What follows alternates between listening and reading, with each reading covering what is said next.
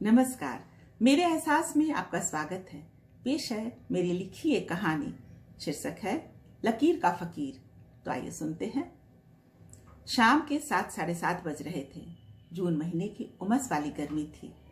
सुबह घर से ऑफिस के लिए निकली नेहा अभी घर लौटी थी और थक कर चूर थी। फ्रेश होकर उसने कॉफी का पहला घूंट अभी मुंह में लिया ही था कि माँ का फोन आ गया। वो घबराई हुई थी। बेटा, पापा की तबीयत बहुत खराब है। बाथरूम से आते ही सीने में दर्द शुरू हो गया है और सांसें भी फूल रही हैं। सुमित भैया, बबलू या चाचा के घर से किसी को बुलाया नहीं? नेहा ने हड़बड़ाते हुए पूछा। सभी को खोजा पर कोई नहीं मिल रहा है। वो रुआंसी हो गई। माँ को समझाकर उसने शांत किया, पर सुबह से पहले उसकी कोई फ्लाइट नहीं थी। उसने अपनी छोटी बहन नुपुर को फोन लगाया। नुपुर ने बताया कि उसके पति निलय घर से चल दिए हैं, पर वहां पहुंचने में उनको 3-3.5 घंटे का वक्त लग ही जाएगा। अपने एक सहपाठी की मदद से उसने पिता को उसी शहर के एक अस्पताल में भर्ती करवा दिया। मदन बाबू की अच्छी सरकारी नौकरी थी। पत्नी और 2 बेटियां नेहा और नुपुर। छोटा सुखी परिवार था। दोनों बेटियां बचपन से सुशील और मेधावी थीं। बड़ी होकर दोनों की अच्छी नौकरी हो गई। उनका अच्छे परिवार में विवाह भी हो गया। दोनों दामाद भी बहुत लायक। सास ससुर को माता पिता तुल्य ही समझते थे। उम्र होने के बाद मदन बाबू की तबीयत अक्सर खराब रहने लगी। हृदय रोग परेशान करने लगा। दोनों बेटी दामाद उन्हें समझाते थे कि अब उन्हें देखभाल की जरूरत है और उनके साथ ही रहें, पर वो राजी ही नहीं होते थे। और अचानक उस दिन सीने में दर्द उखड़ गया। निलय को मदन बाबू के घर पहुंचते पहुंचते रात के 12 बज गए। डॉक्टर ने बताया कि हार्ट अटैक है और स्थिति बहुत नाजुक है। इन्हें पटना ले जाना होगा। नेहा का ससुराल पटना ही था। उसके पति ने अपने पिता देवेंद्र बाबू से बात की। निलय एम्बुलेंस से उनको लेकर पटना चला आया और देवेंद्र बाबू की मदद से उन्हें पटना के हार्ट हॉस्पिटल के आईसीयू में भर्ती कराया गया। ये सब होते होते सुबह हो गई। दिन के तीसरे पहर तक नेहा वहां पहुंची। वो आ तो गई थी, पर 3 टुकड़ों में बटी हुई। ऑफिस का काम एकाएक छोड़कर आने की वजह से वो लगातार फोन पर सब कुछ व्यवस्थित करने में लगी थी। बेटा उदास था। उसकी परीक्षा चल रही थी। उसे भी बार बार समझा रही थी। और इधर पिता की हालत बहुत नाजुक। देवेंद्र बाबू बहू की परेशानी देख रहे थे। मदन बाबू को होश आने में 24 घंटे का वक्त लग गया। 4 दिनों तक उन्हें आईसीयू में रखा गया, फिर रूम में शिफ्ट कर दिया गया।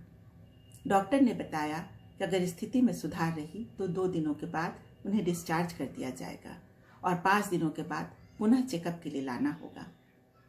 मदन बाबू का घर पटना से 4 घंटे की दूरी पर था। एक दिन में घर से डॉक्टर को दिखाने के लिए लाना और फिर वापस ले जाना इस हालत में बहुत मुश्किल था। फिर इलाज में महीनों का समय भी लग सकता था।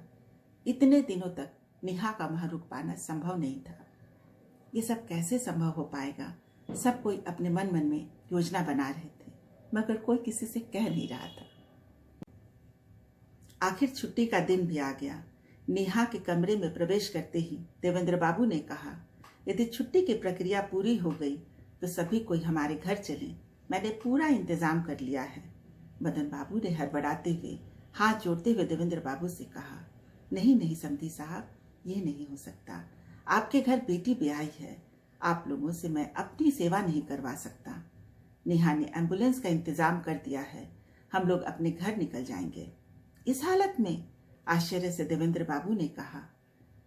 नेहा ने सकुचाते हुए कहा, वो क्या है ना पापा जी, पापा का मानना है कि बेटी दान कर दिया है। अब इसके घर का पानी पीना भी पाप है, इसीलिए तो हम लोगों के साथ नहीं रहते हैं। देवेंद्र बाबू ने मदन बाबू से कहा, ये कैसी बातें करते हैं आप? बात को समझिए मदन बाबू। ना तो आपने बेटी दान किया है, ना मैंने बेटा बेचा है। इन दोनों बच्चों के माध्यम से हम लोगों ने 2 परिवारों में रिश्ता जोड़ा है। हम लोग समधी नहीं, संबंधी हैं और दोनों बराबर हैं। बेटा बेटी, बहू दामाद सब बराबर होते हैं। जिस तरह से माता पिता बेटा बेटी दोनों को बड़े अरमानों से एक तरह से पालता है, उसी तरह से दोनों बच्चों को अपनी सेवा का समान अवसर देना चाहिए। समय बदला, जमाना बदला, सोच भी बदलिए। कब तक रूढ़िवादी विचारों में घिरे हुए आप लकीर के फकीर बने रहिएगा। बहुत काम है इन लोगों को, जाने दीजिए इन्हें। हम लोग सेवानिवृत्त आदमी एक साथ आराम करेंगे, सुबह शाम की सैर, शतरंज की बाजी, और हाँ, चेकअप की चिंता मत करिए, मैं ले आऊंगा आपको। मदन बाबू ने प्रश्न भरी दृष्टि से अपनी पत्नी की ओर देखा। उन्होंने भी सहमति में सिर हिलाते हुए कहा, परिवर्तन तो प्रकृति का नियम है, समय और जरूरत के हिसाब से सोच में बदलाव लाना जरूरी है। ठीक ही तो कहते हैं समधी साहब, कब तलक बने रहिएगा लकीर के फकीर। मदन बाबू के हाँ करते ही पूरे कमरे में खुशी की लहर दौड़ गई। शुक्रिया। यदि आपको मेरी कहानी अच्छी लगी हो तो जरूर लाइक करिएगा और हाँ, सब्सक्राइब करिएगा। Thank you.